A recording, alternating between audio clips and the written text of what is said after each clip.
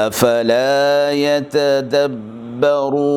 القرآن ام على قلوب اقفالها، تو کیا یہ لوگ قرآن میں غور نہیں کرتے یا دلوں پر قفل لگ رہے ہیں؟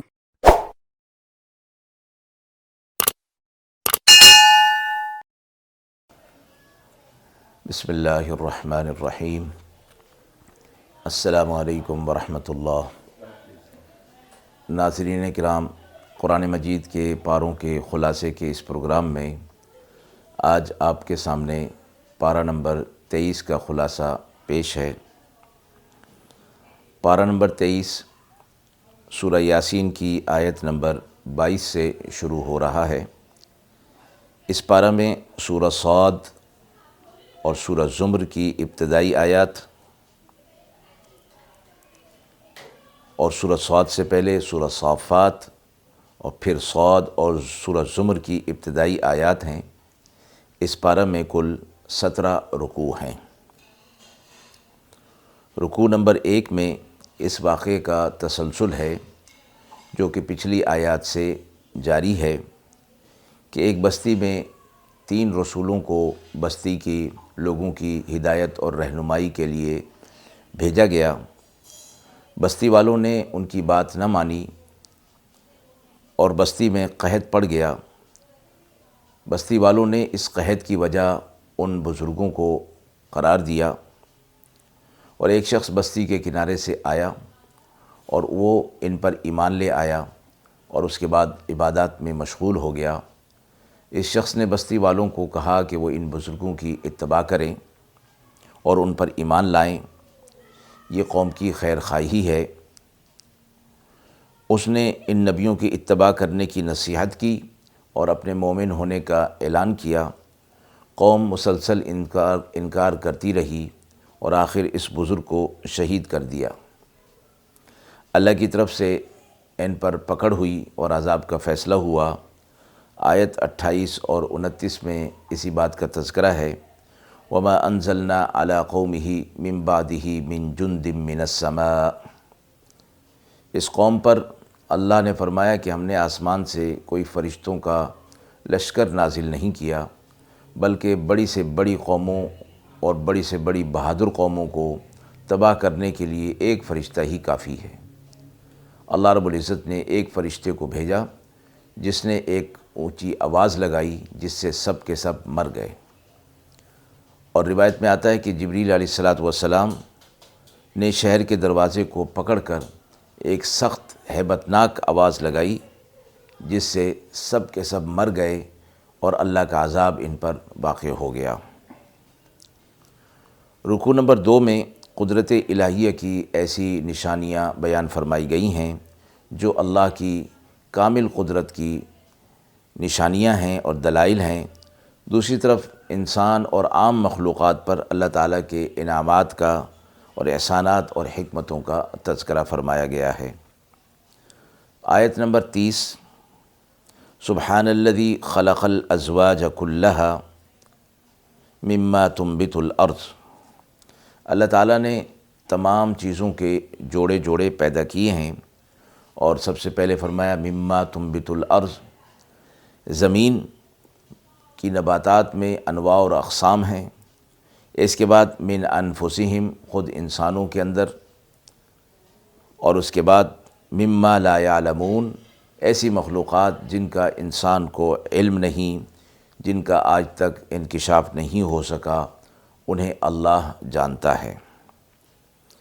آیت نمبر 38 والشمس تجری لمستقر لہا، آفتاب اپنے مستقر یعنی ٹھکانہ جائے قرار کی طرف چلتا رہتا ہے اور اپنے مدار میں مضبوط نظام کے تحت حرکت کرتا ہے، اور یہ اس کی حرکت دائمی نہیں، اللہ کے حکم سے یہ حرکت کر رہا ہے، اور جب اللہ کے حکم سے اس کی حرکت کو روکنا ہوگا تو پھر اس کی یہ حرکت اور نظام شمسی سب بند ہو جائے گا اور وہ دن قیامت کا ہوگا۔ آیت نمبر 39 والقمر قدرناہ منازل، اسی طرح اللہ تعالیٰ نے چاند کی بھی منازل مقرر کی ہیں، راستے مقرر کیے ہیں، جو وہ منازل طے کرتا ہے خاص دنوں میں اور خاص رفتار سے، اور اسی سے دن اور رات وجود میں آتے ہیں اور تاریخیں وجود میں آتی ہیں۔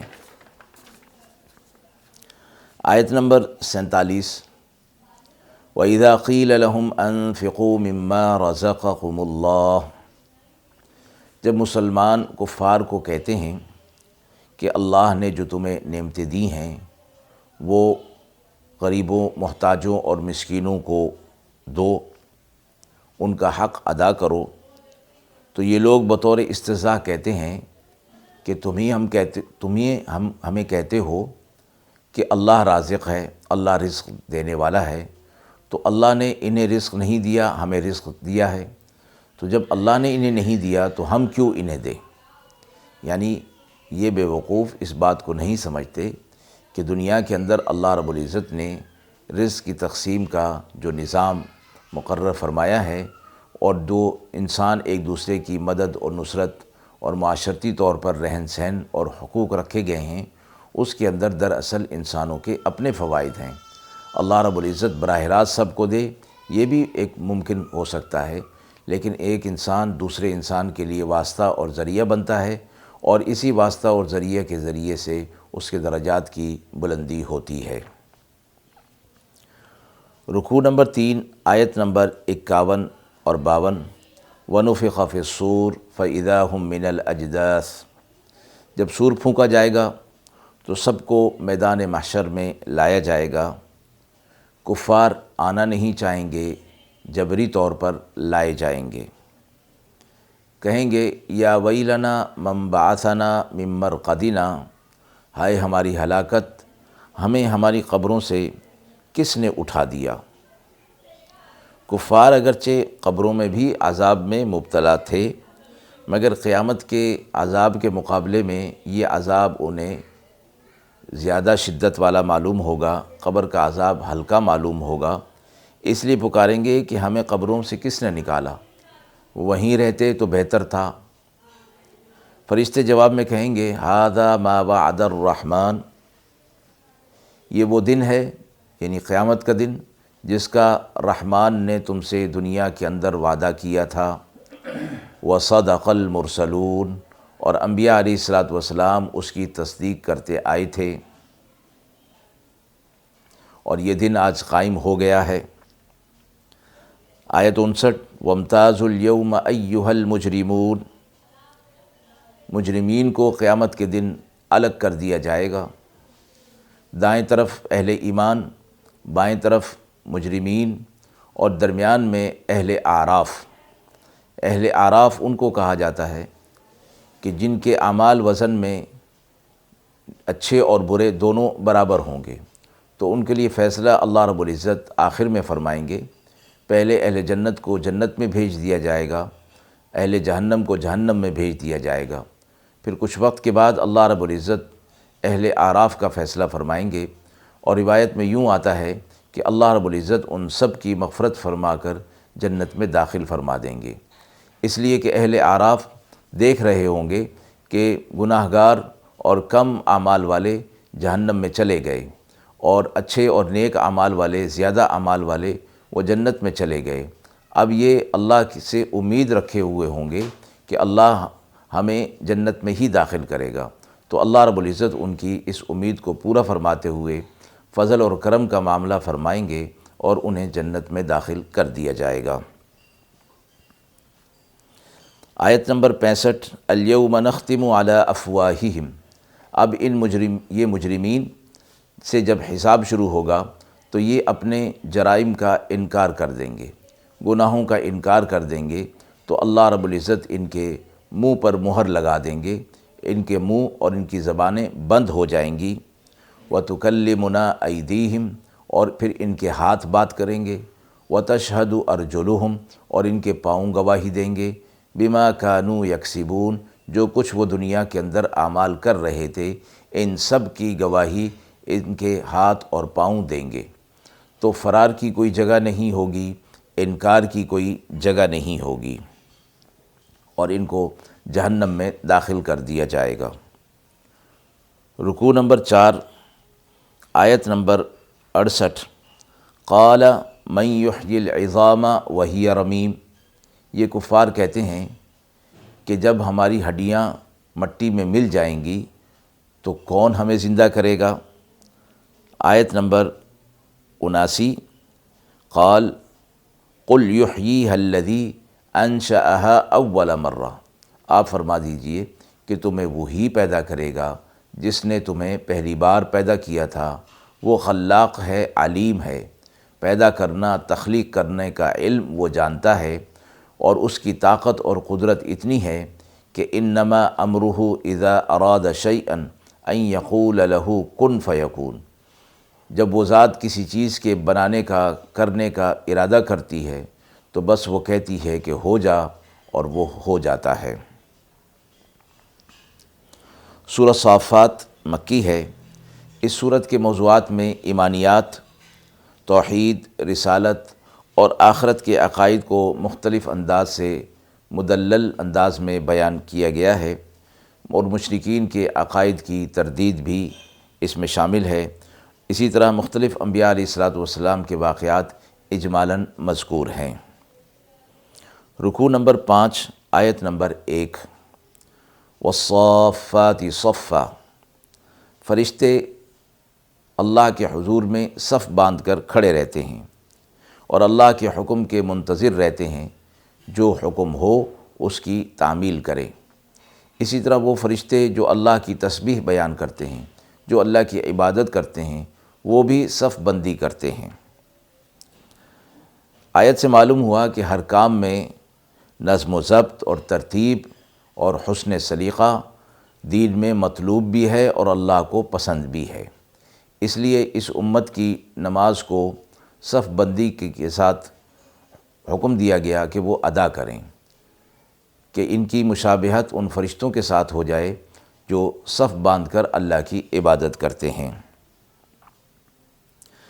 آیت 12، 13 اور 14، بل عجبت ویسخرون۔ یعنی آپ صلی اللہ علیہ وسلم کو ان کفار پر تعجب ہوتا ہے کہ کیسے واضح دلائل ان کے سامنے پیش کیے گئے، کیسے معجزات ان کے سامنے پیش کیے گئے، اور ان کی باتوں کا جو اعتراض تھا، جو قرآن پر اور جو بات ان کے سامنے پیش کی جا رہی تھی اس پر جو وہ اعتراض کرتے تھے، اس کا مدلل جواب بھی دے دیا گیا۔ اس کے باوجود وہ اس کو مان نہیں رہے اور اس کا مذاق اڑا رہے ہیں۔ رکوع نمبر 6، آیت نمبر 22، احشر الذین ظلموا۔ قیامت کے دن مشرکین کو وہ باطل معبود کے لیے کہا جائے گا کہ وہ لے آؤ، اور جب وہ آ جائیں گے اللہ رب العزت ان کو جمع کریں گے جنہیں اللہ کے ساتھ یہ شریک ٹھہرایا کرتے تھے، اور ان کی بے بسی کا اچھی طرح ان کو نظارہ کرایا جائے گا کہ یہ ہیں وہ معبودان باطلہ جنہیں تم اللہ کے سوا پکارا کرتے تھے۔ آج دیکھو کہ وہ کیسے بے بس ہیں، آج تمہاری مدد نہیں کر سکتے، آج تم انہیں پکارو جس طرح تم دنیا کے اندر پکارا کرتے تھے۔ آیت 23، فَاہْدُوهُمْ إِلَىٰ صِرَاطِ الْجَحِيمِ۔ اس کے بعد فرشتوں کو حکم ہوگا کہ ان کے پاس کوئی جواب نہیں بن پڑ رہا، لہٰذا یہ شرک کرتے رہے، انہیں جہنم کا راستہ دکھاؤ، مراد یہ کہ جہنم میں ڈال دو۔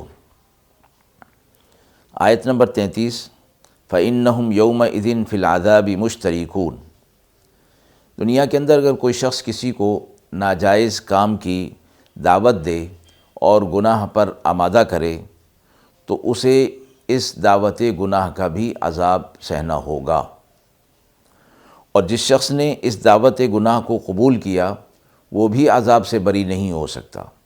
مراد یہ کہ قیامت کے دن وہ یہ نہیں کہہ سکتا کہ مجھے فلاں شخص نے گناہ پر مجبور کیا تھا یا فلاں شخص نے گناہ کی دعوت دی تھی اس لیے میں معذور تھا، اس کا یہ عذر قبول نہیں کیا جائے گا۔ گناہ کی دعوت دینے والا، گناہ کا باعث بننے والا بھی اسی طرح ہے جس طرح کے گناہ کرنے والا، لہٰذا دونوں کو عذاب میں مبتلا کیا جائے گا۔ آیت 41، اولئک لہم رزق معلوم۔ اہل جنت کے عیش اور آرام اور ان کو جو رزق دیا جائے گا، نعمتیں دی جائیں گی، اس کا تذکرہ ہے۔ رکوع 7 میں حضرت نوح علیہ السلام کا واقعہ بیان کیا گیا، اور آیت نمبر 101 میں فَبَشَّرْنَاهُ بِغُلَامٍ حَلِيمٍ، حضرت ابراہیم علیہ السلام کو بیٹے کی بشارت دی گئی، یعنی حضرت اسماعیل علیہ السلام کی۔ آیت نمبر 102 فَلَمَّا بَلَغَ مَعَهُ السَّعْيَ، اس میں ابراہیم علیہ السلام اور اسماعیل علیہ السلام کے واقعے کا وہ حصہ ہے جو قربانی سے متعلق ہے، یعنی جب اسماعیل علیہ السلام بھاگنے دوڑنے کی عمر کو پہنچے تو انہوں نے خواب میں دیکھا کہ ابراہیم علیہ السلام انہیں ذبح کر رہے ہیں۔ انہوں نے اس خواب کا تذکرہ اپنے والد سے کیا، تو وحی بھی خواب بھی وحی کا ایک درجہ رکھتا ہے، تو اس لیے اللہ رب العزت نے براہ راست وحی نہیں فرمائی۔ ابراہیم علیہ السلام نے خواب میں دیکھا کہ وہ اپنے بیٹے کو ذبح کر رہے ہیں، تو انہوں نے پھر اسماعیل علیہ السلام سے اس کا تذکرہ کیا، تو انہوں نے فرمایا کہ اللہ نے جو آپ کو حکم دیا ہے آپ اس کو کر گزریے اور آپ مجھے صابرین میں سے پائیں گے۔ ابراہیم علیہ السلام نے اپنے اس وحی اور خواب کو سچ کرنے کے لیے، پورا کرنے کے لیے اس پر آمادہ ہو گئے اور ذبح کرنے کے لیے تیار ہو گئے، لیکن اللہ رب العزت کو امتحان لینا مقصود تھا۔ جب چھری چلانے لگے تو اللہ کے حکم سے چھری چلی نہیں، اور حضرت جبریل علیہ السلام جنت سے ایک مینڈھا لے کر آئے اور فرمایا کہ آپ اس کے بدلے اس کو ذبح کر دیجئے۔ اللہ رب العزت کو حضرت ابراہیم علیہ السلام کی یہ ادا پسند آئی، اور قیامت تک کے لیے اس کو عبادت کا درجہ دے دیا گیا۔ رکوع 8 میں موسیٰ علیہ السلام اور ہارون علیہ السلام کا واقعہ مذکور ہے۔ اسی طرح آیت نمبر 123 سے حضرت الیاس علیہ السلام کا واقعہ مذکور ہے۔ آیت 133 میں حضرت لوط علیہ السلام کا واقعہ ذکر فرمایا گیا۔ رکوع نمبر 9 میں حضرت یونس علیہ السلام کا واقعہ مذکور ہوا کہ ہم نے انہیں مچھلی کے پیٹ میں رکھا اور وہاں انہوں نے اللہ کو پکارا، اگر وہ اللہ کو وہاں نہ پکارتے تو قیامت تک کے لیے مچھلی کے پیٹ میں رہتے۔ آیت 167، 168 اور 169 وَإِن كَانُوا لَيَقُولُونَ لَوْ أَنَّ عِندَنَا ذِكْرًا مِّنَ الْأَوَّلِينَ۔ ان آیات میں یہ فرمایا گیا کہ کفار کی ہٹ دھرمی اور اپنی ہی بات سے انکار کر دینا کہ آپ صلی اللہ علیہ وسلم کی بعثت جب نہیں ہوئی تھی تو یہ لوگ تمنا کیا کرتے تھے کہ کوئی نبی آئے اور ہم اس کی پیروی کریں، وہ ہمارے لیے رہنمائی لے کر آئے۔ جب آپ صلی اللہ علیہ وسلم کو مبعوث کر دیا گیا تو انہوں نے ضد اور عناد کا طریقہ اختیار کیا، اور آپ صلی اللہ علیہ وسلم اور آپ صلی اللہ علیہ وسلم کا لانے والا پیغام دونوں کی تکذیب کی، اور اس طرح یہ اپنی بات سے بھی جھوٹے ہو گئے کہ جو آپ صلی اللہ علیہ وسلم کی بعثت سے قبل تمنا کیا کرتے تھے۔ سورہ صاد مکی صورت ہے۔ رکوع نمبر 10، آیت نمبر 5 اجعل الآلہۃ الہا واحدا، کفار بہت سارے بتوں کی، بہت سارے معبود انہوں نے بنائے ہوئے تھے۔ آپ صلی اللہ علیہ وسلم نے انہیں توحید کا سبق دیا جو ان کی سمجھ میں نہیں آیا۔ وہ کہتے تھے کہ اتنے معبودوں کی جگہ ایک ہی معبود، یہ تو بڑے تعجب کی بات ہے۔ رکوع 11، آیت نمبر 16 وقالوا ربنا عجل لنا قطنا قبل یوم الحساب، کہتے ہیں کہ جو عذاب ہمیں آخرت میں ملنا ہے وہ ہمیں اسی دنیا میں دلوا دیں۔ آپ صلی اللہ علیہ وسلم جب انہیں آخرت کے عذاب کا تذکرہ کرتے اور کہتے کہ جب دنیا کے اندر تم گناہ والی زندگی نہیں چھوڑو گے تو آخرت میں تمہیں عذاب ہوگا، تو وہ کہتے تھے کہ اس عذاب کو آپ ہمیں اس دنیا کے اندر لا دیں۔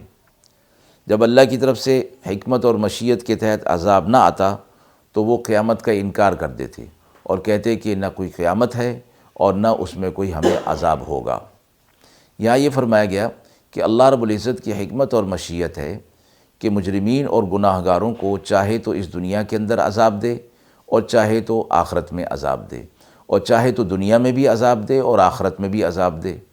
گزشتہ اقوام کے حالات اور واقعات جو قرآن مجید کے اندر بیان ہوئے ہیں، اور جن میں یہ ذکر ہوا کہ اللہ کا عذاب ان پر آیا اور وہ پوری قوم نیست و نابود ہو گئی، تباہ و برباد کر دی گئی، تو یہ دنیا کا عذاب، یہ مطلب نہیں کہ دنیا کا عذاب ان کو مل گیا، اب آخرت میں کوئی عذاب نہیں ہوگا، آخرت میں بھی ان کو عذاب ہوگا اور وہ دائمی ہوگا۔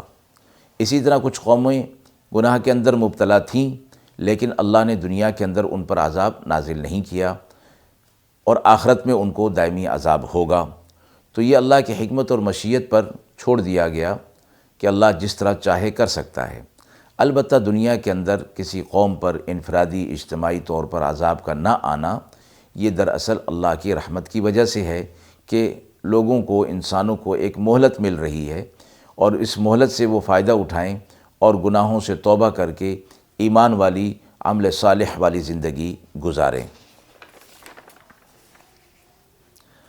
آیت نمبر 17، اصبر علی ما یقولون۔ کفار کی تکذیب اور استہزاء سے آپ صلی اللہ علیہ وسلم کو جو صدمہ ہوتا تھا، اسے دور کرنے کے لیے اللہ رب العزت نے آپ صلی اللہ علیہ وسلم کو گزشتہ انبیاء علیہ السلام کے حالات اور واقعات بتائے، اور آپ صلی اللہ علیہ وسلم کو یہ بتایا گیا کہ ان انبیاء علیہ السلام کو بھی اسی طرح جھٹلایا گیا، ان کی تکذیب کی گئی اور انہیں ستایا گیا، لیکن وہ ثابت قدمی کے ساتھ اللہ کا پیغام پہنچاتے رہے۔ تو آپ بھی صبر کیجئے، صبر کی تلقین کی گئی، اور انبیاء علیہ السلام کے دیگر کچھ واقعات بھی اجمالاً مذکور ہیں۔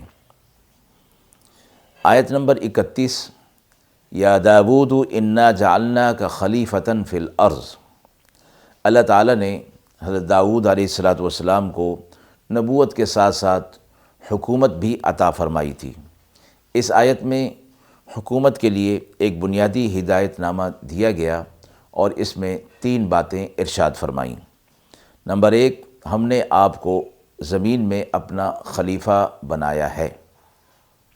نمبر 2، آپ کا کام حق کے مطابق انصاف کے ساتھ فیصلہ کرنا ہے۔ نمبر 3، اس کام کے لیے خواہش نفسانی کی پیروی کرنے سے بچنا لازم ہے۔ رکوع نمبر 12، آیت نمبر 28، ام نجعل الذین آمنوا وعملوا الصالحات کالمفسدین فی الارض۔ جو لوگ ایمان لے آئے اور وہ عمل صالح بھی کر رہے ہیں، کیا ہم ان کو ان جیسا کر دیں گے کہ جو ایمان نہیں لائے اور وہ فساد کر رہے ہیں؟ یعنی دونوں برابر نہیں ہو سکتے۔ انجام کے لحاظ سے دنیا کے اندر اگر کچھ اونچ نیچ ہے تو اس میں اللہ کی مصلحت ہے، انجام اور نتیجہ بہرحال اہل حق کے حق میں ہوگا، اور کامیابی اور نجات انہی کے لیے ہے۔ آیت نمبر 29، کتاب انزلناہ الیک مبارک لیدبروا آیاتہ۔ یہ کتاب جو ہم نے آپ پر نازل کی، یہ مبارک کتاب ہے، اور اس لیے نازل کی کہ اس کی آیات میں غور اور فکر کیا جائے، اور اس کے ذریعے سے اہل عقل کو نصیحت کی جائے۔ قرآن مجید کی ایک صفت یہ بیان فرمائی گئی کہ اس کو نازل کرنے کی وجہ یہ ہے کہ اس کی آیات میں غور اور فکر اور تدبر، یعنی گہرائی میں جایا جائے، اور اس کے جو معانی ہیں اور مفہوم ہیں وہ نکال کر اپنی زندگی میں عمل کے طور پر لایا جائے۔ رکوع نمبر 13، حضرت ایوب علیہ السلام کی بیماری کا تذکرہ ہے، اور ان کی دعا انی مسنی الضر وانت ارحم الراحمین، اے میرے رب میں تکلیف میں ہوں اور تو سب سے زیادہ رحم کرنے والا ہے۔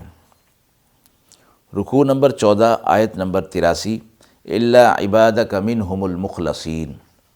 شیطان کا واقعہ مذکور ہے، جو اس نے کہا تھا کہ میں تیرے نیک بندوں کو گمراہ کروں گا۔ اس میں استثناء ہے کہ جو مخلصین ہوں گے تیرے بندے، ان پر میرا بس نہیں چل سکے گا۔ تو اللہ نے فرمایا تھا لَأَمْلَأَنَّ جَهَنَّمَ مِنْكَ وَمِمَّنْ تَبِعَكَ مِنْهُمْ أَجْمَعِينَ، کہ تو اور تیری اتباع کرنے والوں کو جمع کر کے میں جہنم میں ڈال دوں گا۔ سورہ زمر مکی ہے، رکوع 15، آیت 3، الا للہ الدین الخالص، دین کو، اپنے ایمان کو اور اپنے عمل کو خالص بنایا جائے۔ اپنے ایمان کو اگر خالص نہ بنایا گیا تو یہ تو شرک ہے، اسی طرح عمل کو خالص نہ بنایا گیا تو اس کو ریاکاری کہا جاتا ہے۔ تو شرک بھی اللہ کے ہاں قابل قبول نہیں، اور ریاکاری، دکھاوا بھی اللہ کے ہاں مقبول نہیں۔ تو اخلاص فی الدین، ایمان میں، عقائد میں اور اعمال میں، دونوں میں شرط ہے، تب اللہ کے ہاں وہ مقبول ہوگا۔ آیت نمبر 7، ان تکفروا فإن اللہ غنی عنکم، یعنی تمہارے ایمان سے نہ اللہ کا کوئی فائدہ ہے اور نہ تمہارے کفر سے اللہ کا کوئی نقصان ہوتا ہے، بلکہ تمہارے ایمان سے فائدہ بھی تمہیں کو ہے اور تمہارے کفر سے نقصان بھی تمہیں کو ہے۔ رکوع نمبر 16، آیت نمبر 10، انما یوفی الصابرون اجرہم بغیر حساب، صبر کرنے والے صابرین کے اجر کی بات ہے کہ بغیر حساب کے انہیں اجر دیا جائے گا، اس لیے کہ صبر کرنا ایک مشقت کا کام ہے، اور جنہوں نے دنیا کے اندر رہتے ہوئے صبر کیا، اللہ رب العزت انہیں آخرت میں اجر عظیم عطا فرمائیں گے۔ یہ بات قرآن مجید کے اندر مختلف آیات میں فرمائی گئی ہے۔ آیت نمبر 17، 18، فبشر عباد الذین یستمعون القول فیتبعون احسنہ، یہ لوگ اللہ کے کلام کے حق ہونے کے بعد اس کی اتباع کرتے ہیں۔ اہل ایمان کا تذکرہ ہے اس میں، اور قرآن مجید کے اندر جو احکامات ہیں وہ دو قسم کے ہیں۔ کچھ احکامات ایسے ہیں جس میں رخصت بھی دی گئی ہے، اور کچھ احکامات ہیں جو عزیمت والے ہیں، یعنی ان میں مشقت ہے، لیکن جب ان پر عمل کیا جائے گا تو اللہ کی طرف سے ان پر اجر بھی ہے۔ تو یہ لوگ اللہ کے کلام کو سنتے ہیں اور اس کا یقین ہونے کے بعد پھر اتباع کرتے ہیں۔ رخصت کے احکامات بھی وہ سنتے ہیں اور عزیمت کے بھی، مگر اتباع عزیمت کی کرتے ہیں، چونکہ اس میں محنت اور مشقت ہے، تو اپنے ذوق اور شوق کی وجہ سے اس پر عمل کرتے ہیں تاکہ انہیں اجر اور ثواب ملے۔ رکوع نمبر 17، آیت نمبر 22، افمن شرح اللہ صدرہ للاسلام، اللہ جس کے سینے کو اسلام کے لیے کھول دیتا ہے، فہو علی نور من ربی، وہ اپنے رب کی طرف سے ایک نور پر ہوتا ہے۔ اللہ رب العزت جب سینے کو کھولتے ہیں، مراد یہ ہے کہ پھر اسلام کی، ایمان کی چیزیں اس کی سمجھ میں آنے لگتی ہیں، اللہ اس کے فہم کو وسیع کر دیتا ہے اور علم میں اضافہ فرما دیتا ہے، تو اس کے دل کے اندر ایمان کا نور آ جاتا ہے، اور وہ ایمان کا نور اس سے عمل صالح کی راہ پر چلاتا ہے، صراط مستقیم پر چلاتا ہے، اور یہ ایمان کا نور اسے حق اور باطل کے درمیان، حلال اور حرام کے درمیان فرق کرنا سکھاتا ہے۔ آیت نمبر 30، انک میت و انہم میتون، آپ صلی اللہ علیہ وسلم سے فرمایا گیا کہ آپ کو بھی دنیا سے جانا ہے، اور آپ کے دشمن اور احباب انہیں بھی جانا ہے، لہٰذا سب کو آخرت کی فکر میں لگ جانا چاہیے۔ آیت 31 پر پارہ نمبر 23 مکمل ہوا۔ وآخر دعوانا ان الحمد للہ رب العالمین۔